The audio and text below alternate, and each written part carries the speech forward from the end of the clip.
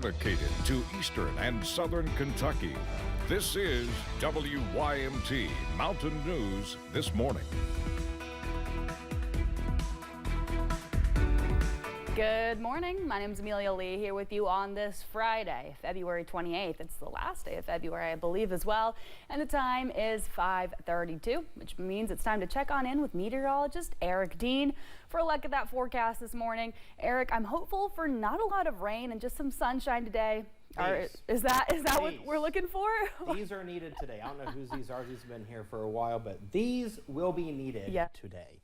These sunglasses. Good morning, everybody. Current time is now 5:32. Let's get you out the door. Here's a look at the current temperatures outside.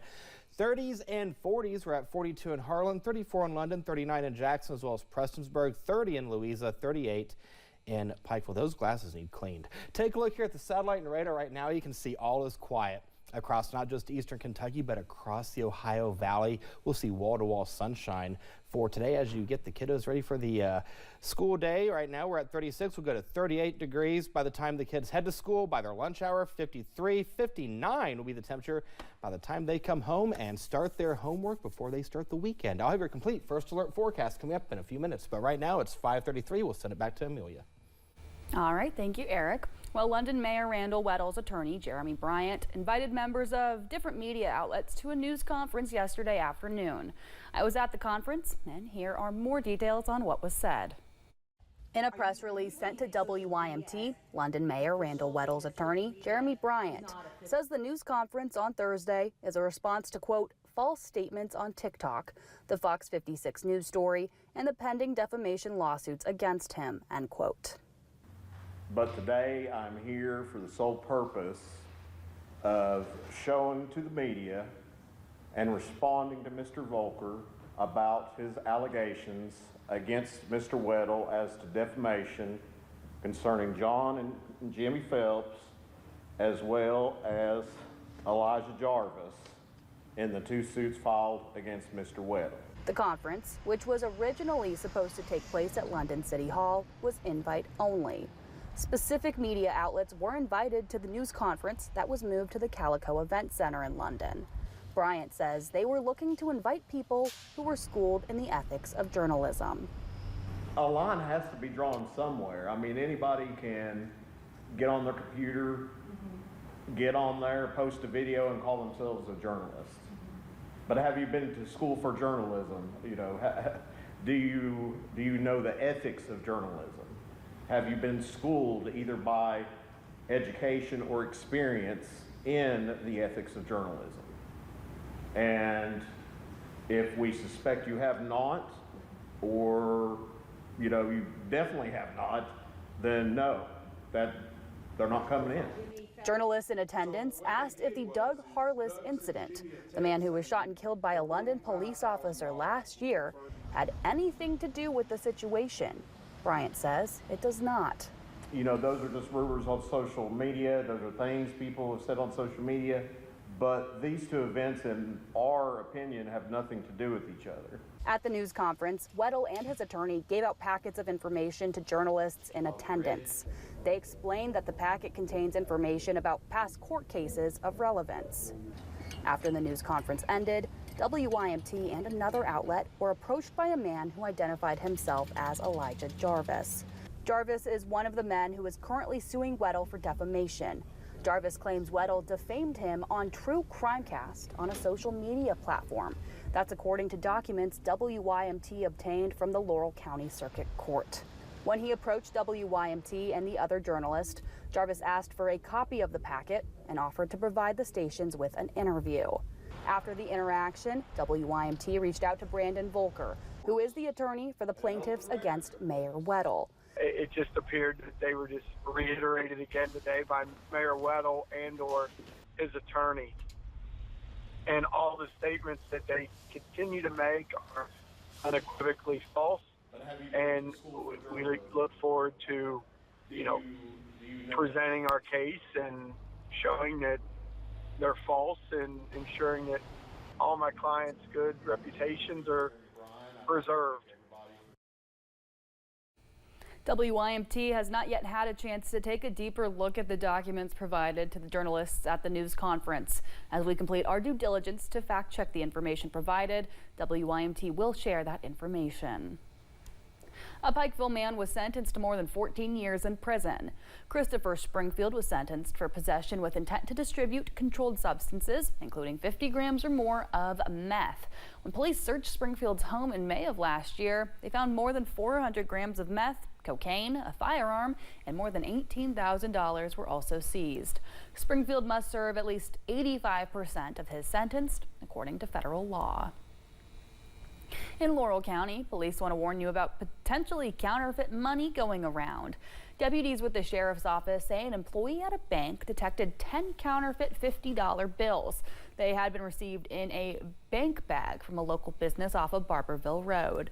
Deputies also say there were fake $50 bills passed at one local business off of Keevee Road.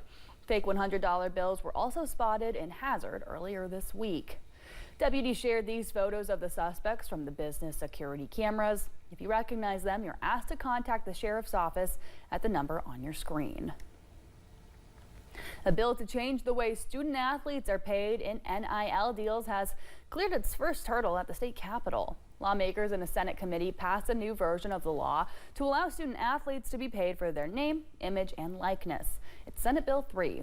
UK and Louisville's athletic directors appealed to lawmakers for help to ensure the state's premier college sports programs remain competitive. A bill to allow authorities to inspect Kentucky vape shops without a search warrant is a step closer to becoming law. Senate Bill 100 passed Wednesday. The bill will create a division of tobacco, nicotine, and vapor product licensing within the Department of Alcoholic Beverage Control. Supporters say it would allow better enforcement of product licenses and prevent people younger than 21 from buying tobacco products. The bill now moves to the House. A controversial piece of legislation is making its way through the legislature: LGBTQ+ conversion therapy. Those in favor say it will provide protections to mental health professionals, while those against the bill say it will allow medical malpractice and could be harmful to kids. I cannot imagine that this is on the top of any Kentuckian's priority list. They want lower taxes. They want to fully fund public education. They want to see disaster relief following the recent floods. They're not concerned about whether or not Kentucky should be allowing licensed mental health care providers to be engaging in medical malpractice. House Bill 495 passed the committee hearing in a vote 15-4. It now heads to the full House. Back in September, Governor Beshear signed an executive order banning conversion therapy for minors in the state.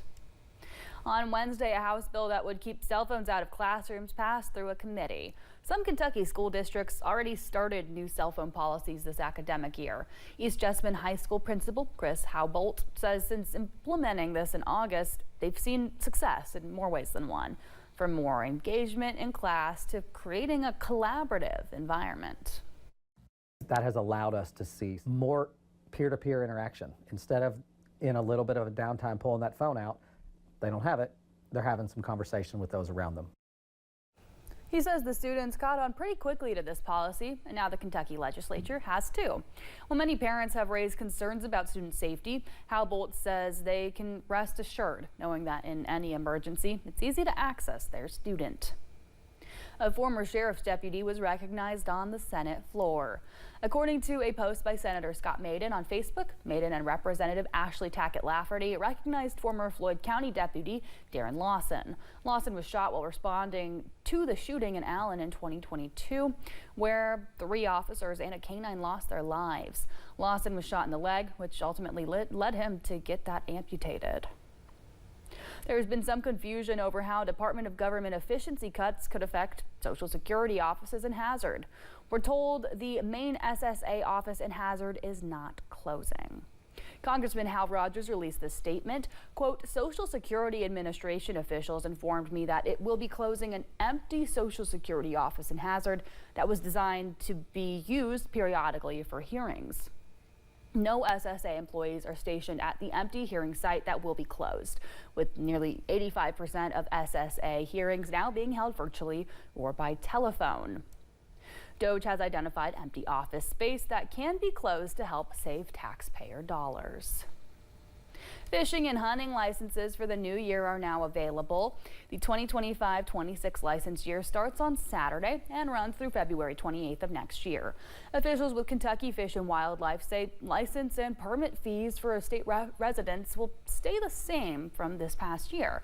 For instance, an annual combination license or permit to hunt and fish will be $42.